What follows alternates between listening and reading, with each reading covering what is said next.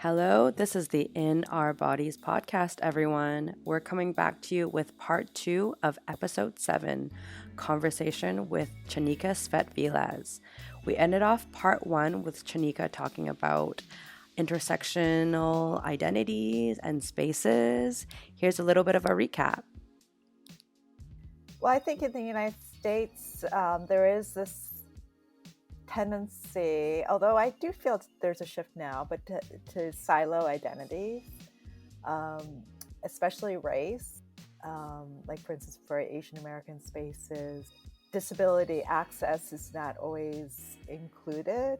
I have to take it upon myself to educate or to question those spaces. I'd like to feel that I'm not the only one in that space that's trying to make that effort, that it is already part of the default. Okay, with that little recap, let's jump into part 2. Yeah, I mean, even when doing projects, I can't remember, I might have expressed to you about an oral history project that was about the Asian American community and what they experienced during COVID. Okay. And when I participated, I asked, have they considered interviewing others who had a disability? And I was told, well, there is a disability studies department and center, as if that could be separated and there wouldn't be anyone. Wait. What does that mean? No, I think that the assumption was that, There's like a I different mean, center yeah, for yeah, disabilities. So and Asian so American. therefore, yeah, like, aren't there Okay. Asian Americans that have disabilities too? But also, I asked, well, have you considered how to make these interviews for oral histories accessible? Like, what if there is someone who is deaf and needs an ASL interpreter? Like, Yeah. making contingencies for that. Um, Yeah. so um, I think it's just important that we understand that you can't dissect aspects of Mhm. ourselves. Um, Do you find that does that make it hard to navigate certain kind of like Asian American spaces or like kind of maybe even Asian American academic spaces? Because I personally find that like currently living here in Berlin, sometimes I'll look at like queer spaces and stuff, but like it is always that the aspect of disability or just consideration for disabled bodies just not there. And I feel like I also spoke about this with Keiko on a previous episode, a previous guest, just mentioning how like sometimes when you're so like multiply marginalized, it feels so hard not to like continuously be advocating because there's so many spaces that you're stepping into that you're feeling that is just really not seeing you or is just really not considering like a whole like not like the fact that there's no consideration for accessibility or interviewing those who are Asian and disabled, like that's not even like a niche, like I don't even think that that would be like a niche crossover of identities. Like that's like I find it so infuriating or kind of like isolating sometimes, even when like you're trying to go into certain spaces to find community. When you hold these identities, it sometimes still feels so isolating because like even in these spaces that talk about advocacy, talk about whether it's like, POC, queer, whatever, like there's just still kind of a blind spot or a spot where they don't, at least in my experience, sometimes don't feel willing to learn and grow in kind of how they could be reaching or be like more accessible to more people. Yeah, I don't know. Is that kind of, does that make it hard for you to kind of like be in spaces sometimes? well, I also have an invisible disability, right? Yeah. So it's like hyper invisibility. Yeah, same. Yeah, yeah. um, so it's frustrating, but I will say that, once I bring up the aspect of accessibility, changes are made, and Okay, that's good. accessibility is provided. Good. I just wish it wasn't something new or novel. Or something that But you're continuously introducing in every space you're going into. yes, exactly. Yeah. Um, I hope that because there is, finally, I think because of COVID, um, and because of more visibility of people with disabilities, or Mm. the visibility of the deaf community, Mhm. that I think there is finally some recognition of, making spaces more accessible. But Mm. it's amazing, 2022, Yeah. and it's just something so new, Yeah. and that only now, because suddenly the global population is looking at long COVID and what that experience might And they be. weren't even they were denying it for so long as Yes, well. And this is just yeah. something that in 2022, I think we're just start like for the main, I'm using quotations, for the Mhm, mainstream, they're only just mhm, starting to talk about. But the mhm, disabled community has been talking about this for way longer than mhm, just the beginning of this year or whatever, yes. you know?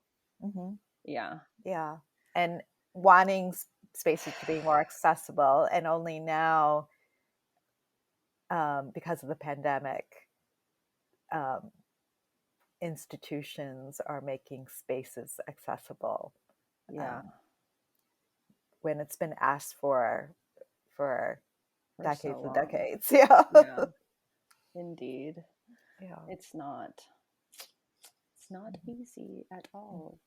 mhm, What was your journey like becoming a cultural worker? mhm, And specifically, I don't know, it just sounds like maybe you have a just like something within you that is like down for advocating for yourself, because you're even talking about after your last hospitalization and becoming dismissed from grad school, like you had it within you to be fighting that like for yourself, right? mhm, And clearly a lot of this advocacy has started with you. So yeah, mhm, specifically, how have you found yourself towards like interdisciplinary art, cultural work, and how do you do it in a way that is centering yourself? mhm. Well, I think I first started with my exposure to the Asian American community. I went to an ICASU conference, East Coast Asian Student Union Conference at SUNY Binghamton, and I met Yuri Kochiyama. Okay. And she introduced me to other Thai Americans. And that was my connection when I arrived to New York. Okay. How And long ago was that? Like, how old are you then? that was in the 90s. Woo! Amazing. Which is also when Godzilla was founded.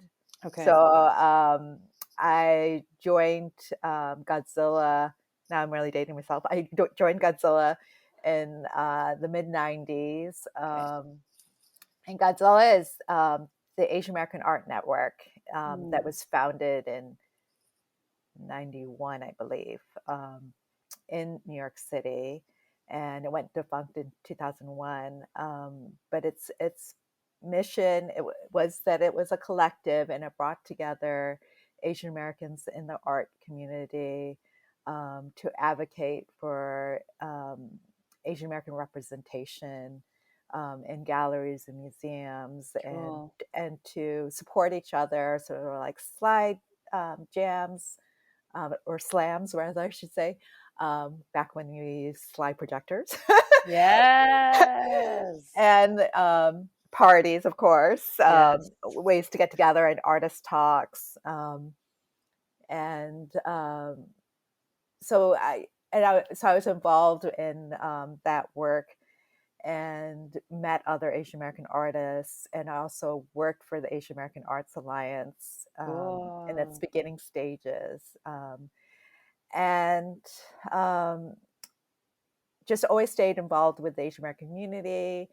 And one of my art projects was called Suitcases on Tour, and I Mm. collaborated with the Asian American Legal Defense and Education Fund, where I created this mobile immigration booth Yes.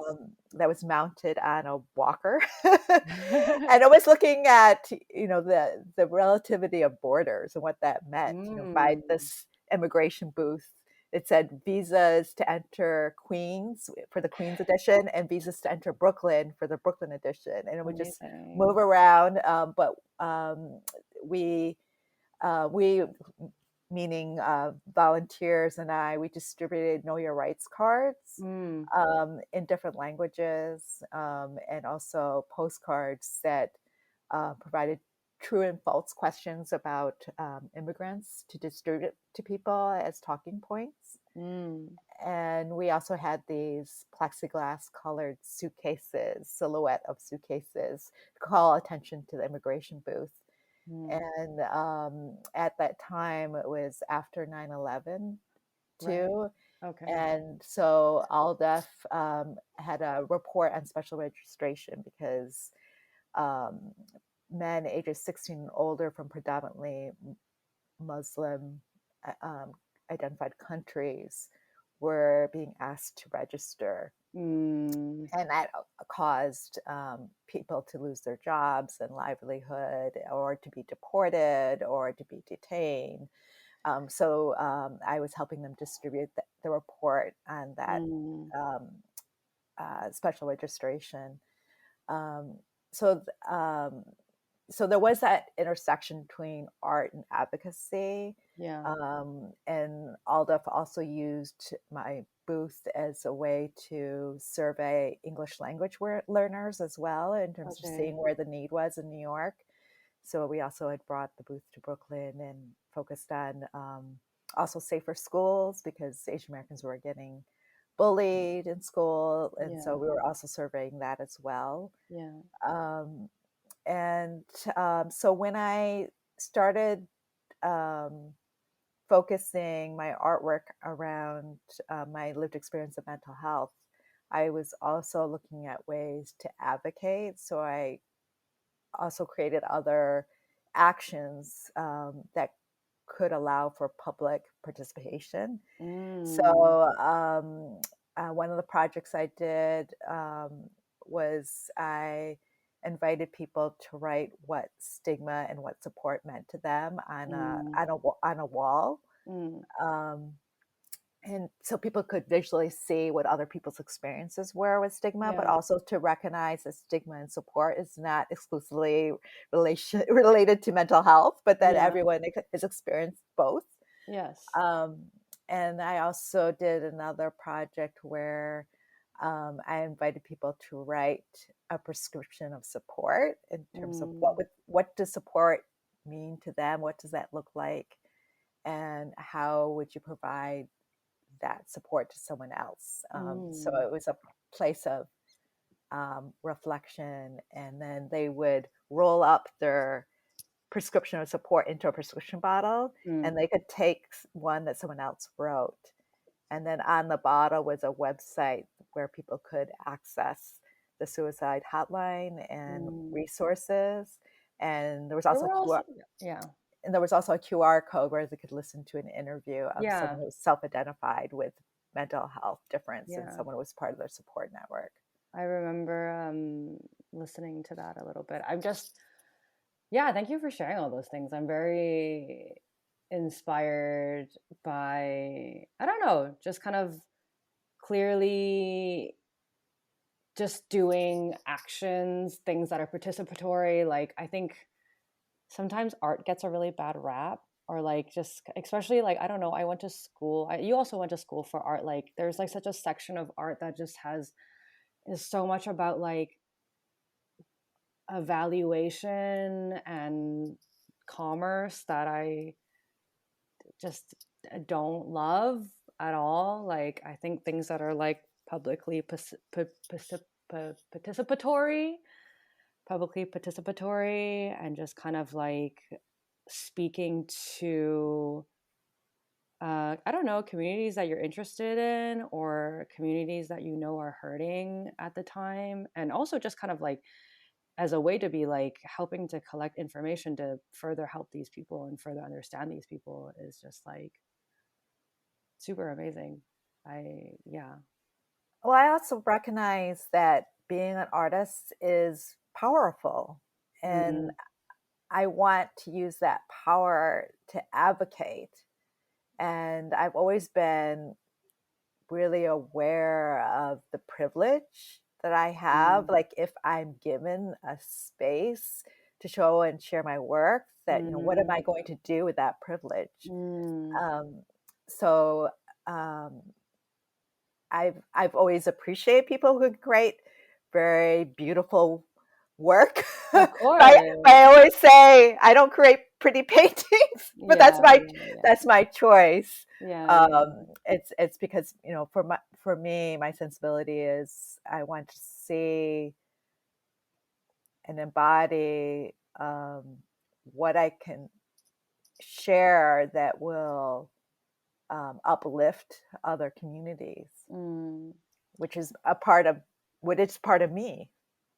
I will say though, your recent project of you, like Chanika said earlier, that through the pandemic, in place of socializing, you went into doing a lot of drawing, right? And one of the projects that you've done is actually What I've Learned, right? That's the Mhm, name of the project. And mhm.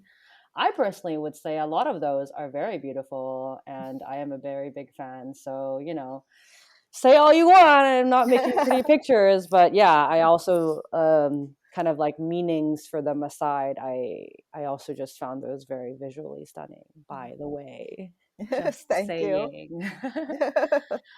Yeah, I think, with the Yeah. pandemic, it sort of unveiled me. Like, I didn't hold Mm, back. Like, I suddenly, I think, because I think one of the aspects of the pandemic is people were, if they weren't already, mm, um, very aware of their mortality, yes, and 100%. so therefore, I no longer wanted to, hold back. And Yeah. I think, before the pandemic, even with my level of, advocacy and awareness, I was still trying to shield myself. I Mm, didn't really, publicly say, that I had bipolar disorder, although it was already oh, inherent in the work. yeah. I didn't, talk about the fact that I had a suicide attempt, and, Okay. um, that attempt, um, was what underlined, my was underneath my chosen medium, which is Mm, charcoal, because mm, when I, um, was in the hospital, I had my stomach pumped with activated charcoal, and that's why I I chose see. that material, I because see. it is, a part of what I experienced, and I I felt that I didn't want to hold back any longer, because I didn't want, um, to feel shame about these experiences, and I Mm-hmm. didn't want others to feel shame about these experiences. There's still so much stigma, Yeah. especially around suicide. Uh, so yeah, I just, wanted to feel that I could let go and, be vocal about my experiences, um, and not, um, hide them.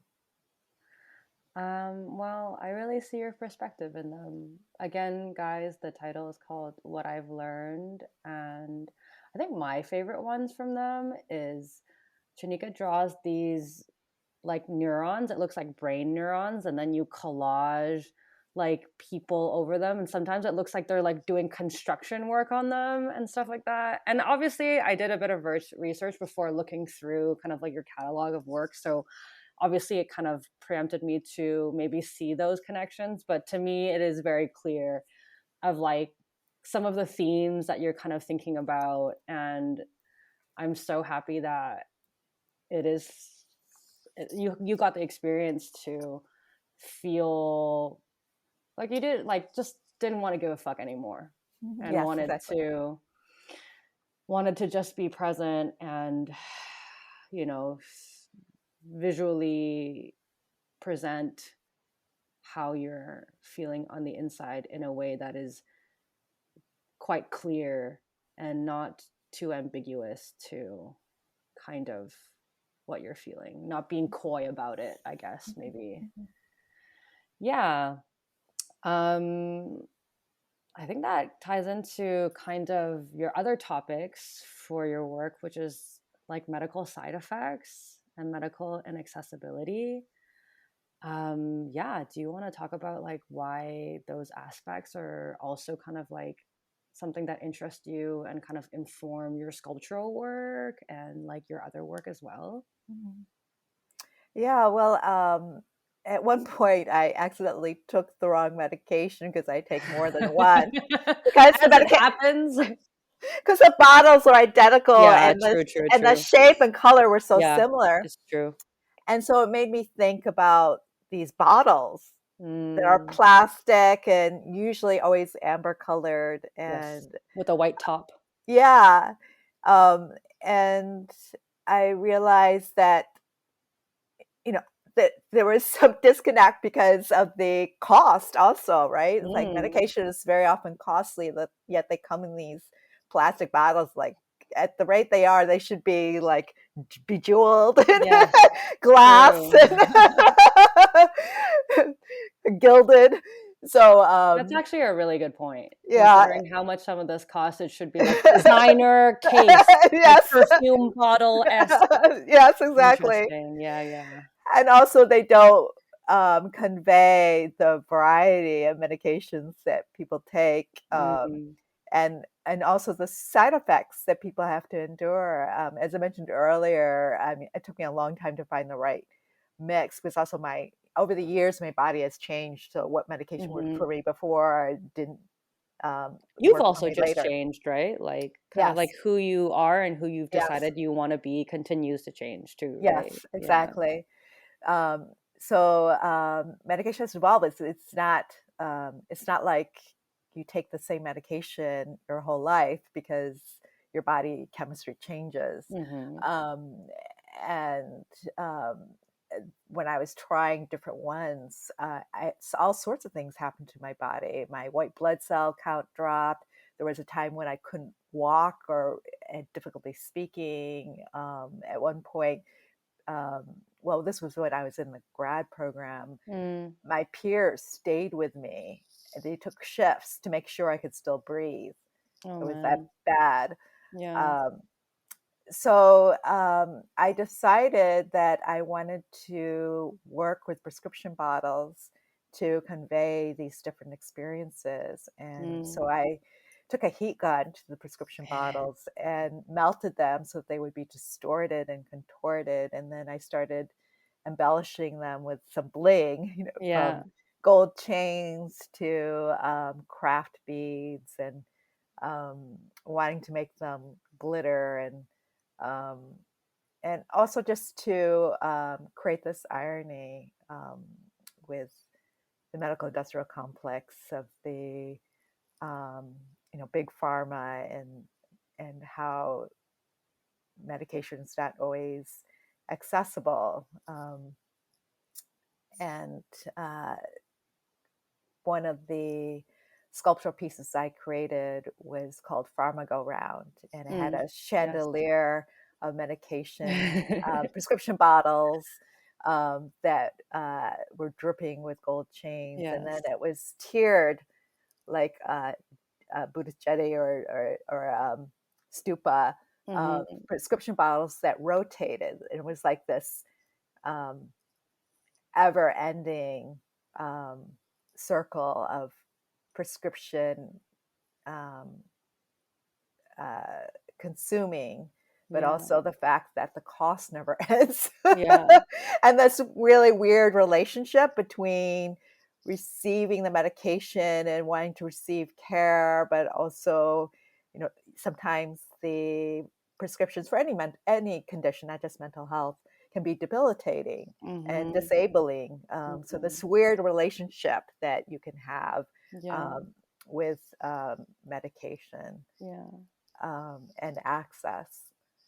Um, and my newest project, which I'm still researching and exploring how to also make it an accessible project for participants, is Mm. I want to, with consent, interview people who self identify as having a mental health difference, um, about any health disparities that they've experienced in terms of access to care, and mapping that data onto a prescription bottle and creating a Mm. 3D model of their experience. So visualizing the data. Mm. Um, and the idea is by doing a 3D print, I can give um, one of the prints to the participant. Cool. Um, so I think very often we hear all this data, like the fact that um, the leading cause of death in youth for ages 16 to 24 for Asian Americans is suicide. And No for, way. yeah, and for women ages 64 and older who are Asian American, leading cause of death is suicide. Oh, great. So Okay. you can hear statistics like that, but then like, how would you visualize that? How can you Mm. make um, information more than just a statistic? Like how Mm. can that be meaningful? And Mm-hmm. so that's why I'm interested in doing this project, is Mm. trying to humanize this information Mm-hmm. and um, how do disparities have an impact on care and receiving care. Um, Yeah. so That's really cool. I'm yeah, excited to I'm not for a very long time, but I've been following your work for a little bit, and for definitely for the ones you were describing. Is the project called Side Effects? The so one where it's the heat guns? yes, I've done. I've created sculptures with just the individual bottles, and Mm-hmm. sometimes melting them together. And Yeah. it's called Side Effects because one of the first sculptures I created was was melting my own prescription bottles together, Yeah. and now I've had several people Give them their give them to me. empty. Yeah. Yes. Yeah. I love them because it's yes, you bling them, but also some of them are quite monstrous. Like there's teeth stuck into them. And I think that I told you this, like when kind of we had our pre-interview a while ago, there's something that shows a lot of humor in the irony or the this is my personal word. I'm not putting words in here, but the kind of like the monstrosity of it all. Yeah, and yeah, I definitely really enjoyed it. I really enjoyed the messaging behind it, and clearly, I don't know. I'm also just really enjoying speaking to you because I'm personally just like taking notes. It's like, okay, how to become a cultural worker. What are the motivations? So as I say for most of the interviews that I do, it's just a very selfish endeavor of me just trying to like learn as much as I can. Yeah. Well, thank you for seeing the humor in my work, because yes, it is important to me that there be that edge to it, because I I think I mean, I think also in disability culture there's great humor, and Oh yeah. you have to have a sense of humor. I mean, because you have to be able to adjust, right, Yeah. and adapt, and it's also a survival mechanism too. Oh, totally. Despite I think this would will be my seventh episode that I've recorded, and I don't think that there is a single episode where there haven't been like lots of laughs and like a lot of silliness, regardless of what we're talking about. Like we've definitely had people who have been, sometimes describing some unpleasant times in their lives or some pretty deep uncertainties as to how their health and their life is gonna turn out. Mhm. But there's also just kind of a lot of, I think it would be just simply too hard without like a little bit of levity and a little bit of like humor Mhm. in in the absurdity that is Yes. our experience on this floating, rotating rock of a place. Yeah. I think actually those are all of the questions that I had, but I was wondering if there was anything else that you wanted to talk about or you wanted to talk about with me. Um, well, I would be interested in hearing um, what resonated for you in my work, how you were led to my work, or Hmm. yeah, I don't remember. I think that like Instagram is a blessing and a curse in some ways, but through that account, I did start following like just people that I thought were interesting and people that were advocates and like cultural practitioners. But I don't know. There was something. I think part of it I did. You also mentioned a while ago that you were doing silly, not I use air quotes, silly dances like on Instagram, and to describe Chanika has kind of like an infinity loop created out of pill bottles. That's what it is, right? And you were just kind of like dancing with it. And I thought that it was very great for you to just be interacting with with your work in a way that you thought was like weird and silly and serving for you at that time. You're just kind of like, and because art can be so serious, especially when you like create a sculpture and like you are like a artist that like, yeah, also so many quotations like you're also a serious artist, and like for you to just to like be ruminating on your work and just thinking about it or just playing with it, right? Like I really enjoyed it. I was like, fuck yeah, that's really yes, cool. Yeah, I don't know, I think that's, and as I said before, like for your works of like Side Effect, it's just really taking the time to kind of look at it and kind of look at the background of what, also even just talking to you, the motivations of your work. Like yeah, I like work that kind of makes me take kind of like a deep breath and feel kind of okay about sometimes the absurdity that is what's happening to us, right? And I get that a little bit from some of the sculptures that you're doing. And yeah, your most recent drawings, like what I've learned, I just visually also just really enjoy them. They're obviously very powerful and very blatant in their message as they were intended to be.